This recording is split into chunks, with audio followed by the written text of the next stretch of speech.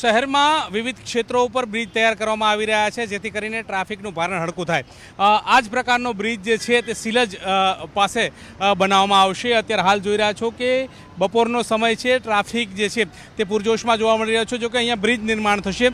Bridge નિર્માણ થાય તે પહેલાં જે સર્વિસ રોડનો વિસ્તાર જે છે ત્યાં જે આરસીસીનો રોડ જે છે તે બનાવવાની જહેમત જે છે તે કરવામાં આવશે. અત્યારે હાલ આ પ્રકારનો નકશો જે છે તે ઔડા દ્વારા તૈયાર કરી દેવામાં આવે છે. ઔડા જે છે તે સર્વિસ રોડ ઉપર પણ આરસીસી રોડ જે છે તે તૈયાર કરશે, જેથી કરીને ભારે વાહનો આ રોડ ઉપરથી પસાર થાય તો રોડની ગુણવત્તા જે છે તે જળવાઈ રહે તે પ્રકારના પ્રયત્નો હાથ ધરશે. મહત્વનું એ છે કે ભારે વાહનો જે છે તે બ્રિજ નિર્માણ કરવાના સમયે પસાર થતા હોય છે, જેના કારણે ડાયવર્ઝન આપવામાં આવતા હોય છે અને સર્વિસ રોડ પર ડાયવર્ઝન આપવામાં આવતા હોય છે. ભારે વાહનોના પગલે રોડ જે છે તે વારંવાર ડેમેજ થતા હોય છે, ત્યારે આ પ્રકારના ડેમેજ રોડ ન થાય તે માટે આરસીસી રોડ જે છે તે તૈયાર થશે અને ટ્રાફિકનું ભારણ હળકું થાય તે માટે બ્રિજ નિર્માણ કરવામાં પણ આવશે.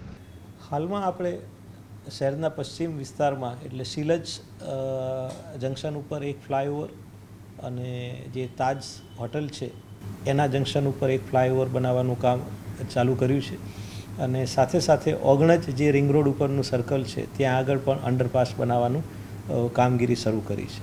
હવે જ્યારે બ્રિજનું કામ આપણે કરતા હોઈએ ત્યારે સ્વાભાવિકપણે જ એ ટ્રાફિકને સાઈડના સર્વિસ રોડ ઉપર ડાયવર્ટ કરવાનો થાય છે.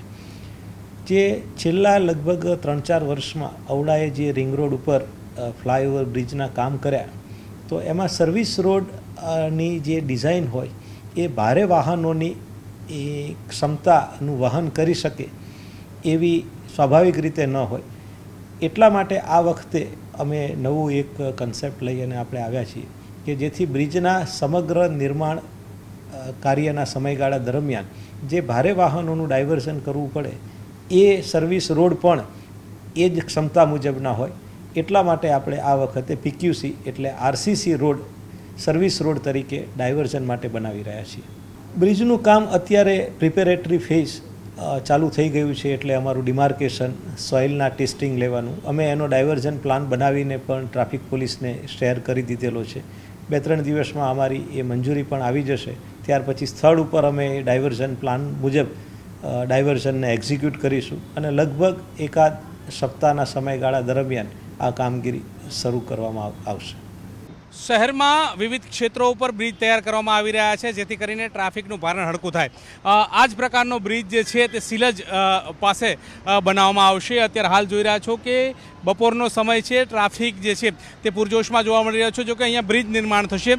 બ્રિજ નિર્માણ થાય તે પહેલાં જે સર્વિસ રોડનો વિસ્તાર જે છે ત્યાં જે આરસીસીનો રોડ જે છે તે બનાવવાની જહેમત જે છે તે કરવામાં આવશે. અત્યારે હાલ આ પ્રકારનો નકશો જે છે તે ઔડા દ્વારા તૈયાર કરી દેવામાં આવે છે. ઔડા જે છે તે સર્વિસ રોડ ઉપર પણ આરસીસી રોડ જે છે તે તૈયાર કરશે, જેથી કરીને ભારે વાહનો આ રોડ ઉપરથી પસાર થાય તો રોડની ગુણવત્તા જે છે તે જળવાઈ રહે તે પ્રકારના પ્રયત્નો હાથ ધરશે. મહત્વનું એ છે કે ભારે વાહનો જે છે તે બ્રિજ નિર્માણ કરવાના સમયે પસાર થતા હોય છે, જેના કારણે ડાયવર્ઝન આપવામાં આવતા હોય છે અને સર્વિસ રોડ પર ડાયવર્ઝન આપવામાં આવતા હોય છે. ભારે વાહનોના પગલે રોડ જે છે તે વારંવાર ડેમેજ થતા હોય છે, ત્યારે આ પ્રકારના ડેમેજ રોડ ન થાય તે માટે આરસીસી રોડ જે છે તે તૈયાર થશે અને ટ્રાફિકનું ભારણ હળકું થાય તે માટે બ્રિજ નિર્માણ કરવામાં પણ આવશે.